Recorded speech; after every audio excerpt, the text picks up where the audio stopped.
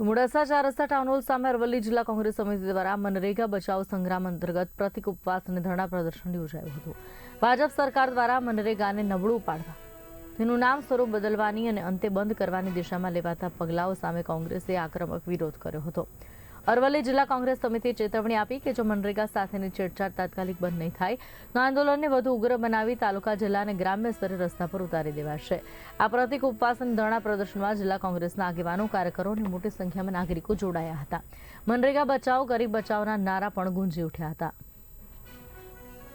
મનરેગા બચાવો સંગ્રામ અંતર્ગત પ્રતિક ઉપવાસ અને ધરણા પ્રદર્શન કોંગ્રેસ દ્વારા કરવામાં આવ્યું હતું। મોડાસા 4 રસ્તા ટાઉન હોલ પાસે કોંગ્રેસે આ પ્રદર્શન કર્યું, જેમાં મનરેગા બચાવો, ગરીબી હટાવોની સાથે તેમણે આ વિરોધ કર્યો હતો। ગરીબોનો હક છીનવાઈ રહ્યો છે, ગરીબોને બચાવવા જોઈએ તેવા સૂત્રોચ્ચાર પણ કર્યા હતા।